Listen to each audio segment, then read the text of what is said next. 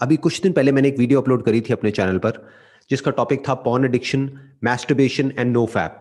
और मुझे अच्छे से पता था कि जैसे ये वीडियो अपलोड होगी बहुत सारे लोग इस वीडियो पर रिएक्ट करेंगे और बिल्कुल वैसा ही हुआ। बहुत सारे लोगों ने अलग अलग तरीके से इस वीडियो पर रिएक्ट किया। उसमें से बहुत सारे लोग ऐसे हैं जिनका रिएक्शन बिल्कुल जेन्युइन है, यानी कि उन्होंने स्टेप बाय स्टेप आराम से मेरे एक एक पॉइंट को समझा, फिर उसको लॉजिकली क्रिटिसाइज किया।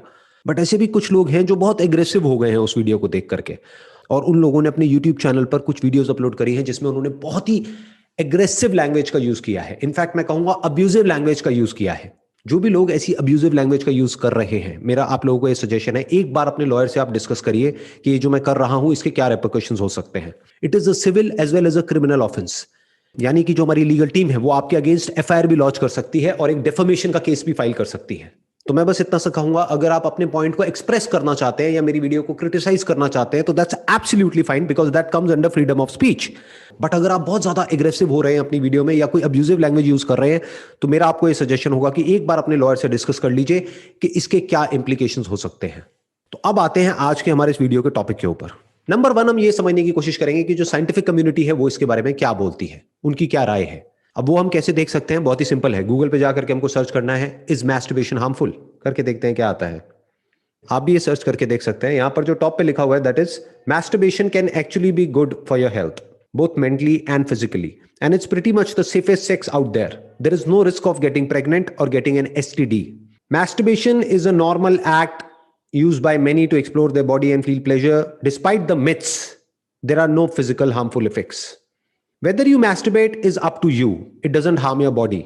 The medical community considers masturbation to be a natural and harmless expression. यहां पे इस बात पे ध्यान देना, natural and harmless. अब यहां पर जो बात समझनी जरूरी है वो ये है कि मैस्टरबेशन भी एक्सेस में बुरी है, इसमें कोई डाउट नहीं है। साइंटिफिक कम्युनिटी भी यही कहती है, और अगर लॉजिकली भी हम सोचें तो एक्सेस में हर चीज बुरी होती है। आप ज्यादा खाओगे, ज्यादा पियोगे, वो भी एक्सेस में बुरा है। लिमिट में खाओगे, लिमिट में पियोगे तो कोई बुरा नहीं है। जो इंपॉर्टेंट चीज यहां पर समझने वाली है वो ये है कि ये नेचुरल है, ये कोई अननेचुरल नहीं है, बल्कि सेक्सुअली अपने डिजायर्स को रिप्रेस करना वो अननेचुरल है। इस टॉपिक के ऊपर मैं अब तक 2 वीडियोस अपलोड कर चुका हूं, दोनों के लिंक्स आपको नीचे डिस्क्रिप्शन में मिल जाएंगे। और कहीं भी मैंने ये नहीं कहा है कि आप इसको एक्सेस में करिए। मैंने क्या बात करी है, क्या वर्ड बार बार यूज किया है, that is moderation, that is balance. अगर आप ध्यान से मेरी उन दोनों वीडियोस को देखेंगे तो मैंने कहीं पर भी ये नहीं कहा है कि आप 10-12 साल की एज से ही मैस्टरबेशन करना शुरू कर दो। मैंने क्या कहा है कि जब आप लीगली एलिजिबल हो जाते हो इस तरह की वीडियोस देखने के लिए या शादी करने के लिए, उसके बाद में मैस्टरबेशन करने में कोई बुराई नहीं है। तो मान लेते हैं कि 18 साल की एज में आपकी शादी हो जाती है, जो कि लीगली अलाउड है इंडिया में, और इसको दुनिया की कोई ताकत चैलेंज नहीं कर सकती है। उसके बाद में क्या आप सेक्स नहीं करोगे? क्या सेक्स करना गलती है? अगर ये गलती है और कोई कहता है कि ये गलती है, तो जो ये बात बोल रहा है वो खुद एक गलती का नतीजा है। क्योंकि अगर उसके माँ बाप ने ये गलत काम नहीं किया होता, अगर आप इसको गलत समझते हैं तो इंसान भी इस दुनिया में नहीं होता। तो यहां पर सिर्फ इतनी सी बात समझनी है कि सेक्स कोई गलत काम नहीं है, कोई चोरी नहीं है, कोई क्राइम नहीं है, कोई ऐसा काम नहीं है कि जिसके लिए आपके अंदर गिल्ट आए कि मैंने कुछ गलती कर दी है। ये कुछ भी गलत नहीं है, ये नेचुरल है और पार्ट ऑफ लाइफ है, इसको डिनाई नहीं किया जा सकता है।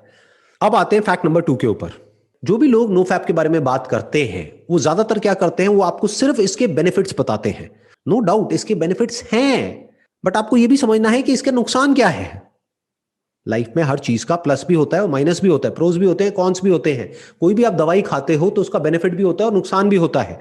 तो डॉक्टर को समझना होता है कि इस दवाई का फायदा ज्यादा है या नुकसान ज्यादा है इस कंडीशन में, as per the condition of the patient. तो अब आराम से ये समझने की कोशिश करते हैं कि सेक्स डिप्रिवेशन के या सेक्स रिप्रेशन के क्या साइड इफेक्ट्स होते हैं। Difficulty in sleeping and body tension. इसके पीछे जो लॉजिक है वो बहुत ही सिंपल है। वो क्या है कि ये जो सेक्सुअल एनर्जी है ये बेसिकली क्या है, एक एनर्जी है, जैसे कोई भी एनर्जी होती है। तो जब एनर्जी जरूरत से ज्यादा बढ़ जाती है तो हम एक्साइटेड होने लग जाते हैं और एंशियस होने लग जाते हैं, और जब एनर्जी कम हो जाती है तो हम लेजी हो जाते हैं। तो ना एनर्जी का बहुत ज्यादा होना अच्छा है, ना बहुत कम होना अच्छा है। फिर चाहे वो सेक्सुअल एनर्जी हो या एनर्जी जो हमको खाने से मिलती है, पीने से मिलती है या सनलाइट से मिलती है, वो एनर्जी हो, ना एनर्जी ज्यादा अच्छी है ना कम अच्छी है। और इसके कुछ इमोशनल साइंस भी हैं, जैसे कि anxiety, lack of clarity and confusion in life, in thinking. और इसका एक बहुत बड़ा साइड इफेक्ट क्या है कि जब भी आप अपने आप को सेक्स करने से या मैस्टरबेट करने से रोकते हो तो आपको अपने आप को कुछ ना कुछ ऐसा बोलना पड़ेगा कि जिससे कि आप अपनी विल पावर को यूज करके अपने आप को रोक सको। और जब ऐसा कुछ आप बोलते हो तो there is a strong possibility कि आपके अंदर नेगेटिव फीलिंग्स और नेगेटिव इमोशंस आने लग जाएंगे सेक्स की तरफ। फिर उसके बाद में जब आप किसी रिलेशनशिप में जाओगे तो आपके लिए प्रॉब्लम भी हो सकती है। और एक सबसे बड़ा और सबसे गंदा जो इसका साइड इफेक्ट होता है वो होता है feelings of guilt and Shem. यानी कि क्या कि जब आपके दिमाग में ये बैठ जाएगा कि ये करना गलत है, उसके बाद भी आपके अंदर ये डिजायर्स उठेंगे। अरे डिजायर्स को कैसे रोकोगे, इन थॉट्स को कैसे रोकोगे? जब भी ये डिजायर्स उठेंगे, जब भी ये थॉट्स उठेंगे तो आपको क्या लगेगा कि मैं कुछ बहुत ही गलत कर रहा हूं। तो जब वो थॉट्स आएंगे और जब वो डिजायर्स आपके ऊपर हावी हो जाएंगे और जब आप बार बार कोशिश करने के बाद भी फेल होगे, फेल मतलब क्या कि यानी कि आप मैस्टरबेट करोगे या सेक्स करोगे तो उसके बाद में आपके अंदर एक गिल्ट आएगा and this will create stress and that can lead to anxiety and even depression for that matter. तो ये था दूसरा पॉइंट। अब आते हैं तीसरे पॉइंट पे। अगर आप किसी रिलीजियस या स्पिरिचुअल ऑर्गेनाइजेशन के साथ में जुड़े हुए हैं और जो आपकी ऑर्गेनाइजेशन है वहां पर जो भी प्रैक्टिसेस होती हैं, अगर उसकी वजह से आप सेक्स या मैस्टरबेशन नहीं कर रहे हैं तो दैट्स एब्सोल्युटली फाइन, क्योंकि ये आपकी मर्जी है, आपकी लाइफ है, आप जो चाहें जैसे चाहें वैसे जी सकते हैं। और मैं कोई नहीं होता ये आपको बोलने वाला या आपको बताने वाला कि आपको अपनी लाइफ के साथ में क्या करना है। That's your call. Last but not the least, कुछ भी करने से पहले आपको अपने आप से एक क्वेश्चन पूछना है कि जो भी मैं कर रहा हूं वो कर क्यों रहा हूं? मेरी लाइफ का पर्पस क्या है? मेरा गोल क्या है? क्या है जो मैं अपनी लाइफ में अचीव करना चाहता हूं अगले 5 साल में या 10 साल में? अपने आप से पूछो। तो हो सकता है जब इस तरह के क्वेश्चंस आप अपने आप से पूछोगे तो आपको क्लियर कट एक आंसर मिलेगा। वो आंसर क्या हो सकता है कि मुझे एक बहुत बड़ा एंटरप्रेन्योर बनना है, मुझे एक बहुत बड़ा क्रिकेटर बनना है, मुझे एक बहुत बड़ा सिंगर बनना है। अब अपने आप से ये क्वेश्चन पूछो कि जो भी आपके आइडल हैं, यानी कि ऑलरेडी जो बहुत बड़े एंटरप्रेन्योर्स हैं, बहुत बड़े क्रिकेटर्स हैं, बहुत बड़े सिंगर्स हैं, क्या वो पूरी तरह से सेक्स को छोड़ करके, मैस्टरबेशन को छोड़ करके वहां तक पहुंचे हैं? अपने आप से क्वेश्चन पूछो। इनफैक्ट बहुत सारे ऐसे भी लोग हैं जिन्होंने ओपनली बात किया है अपनी सेक्स लाइफ के बारे में। तो सेक्स का और सक्सेस का कोई डायरेक्ट कनेक्शन नहीं है आपस में। इनडायरेक्टली तो किसी भी चीज को हम किसी से भी जोड़ सकते हैं, but there is no direct connection. किसी भी फील्ड में जो लोग सक्सेसफुल हुए हैं उसमें 99% लोग ऐसे मिलेंगे जिन्होंने एक मॉडरेट लाइफ जी है। यानी कि वो लोग ना तो इंडल्ज हो गए पूरी तरह से सेक्स में, ना उन्होंने सेक्स को पूरी तरह से छोड़ दिया है, उन्होंने बीच का रास्ता पकड़ा है, यानी कि एक मॉडरेट लाइफ। तो अगर आप एक्सेस में मैस्टरबेशन कर रहे हैं या पॉर्न देख रहे हैं तो अपने आप से एक क्वेश्चन पूछोगे ऐसा मैं क्यों कर रहा हूं? तो आपको एक क्लियर कट आंसर मिलेगा कि मेरी लाइफ में ढंग का कुछ करने के लिए है ही नहीं। तो दैट इज द प्रॉब्लम।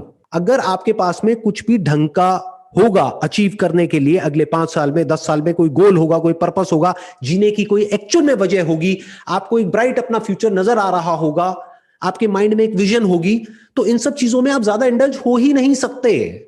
किसी भी हैबिट को छोड़ा नहीं जा सकता है, उसको रिप्लेस किया जा सकता है। तो अगर आपकी ये हैबिट पड़ गई है पॉर्न देखने की या मैस्टरबेट करने की, तो इस हैबिट को छोड़ने का कोई तरीका नहीं है। एक नई हैबिट बना लो तो धीरे धीरे ये वाली जो हैबिट है अपने आप ही कम होने लग जाएगी और दूसरी हैबिट टेक ओवर कर लेगी और आपकी लाइफ एक अलग डायरेक्शन में चली जाएगी। ये तरीका होता है अपने आप को बदलने का या किसी भी हैबिट को बदलने का। Wish you all the best for your future.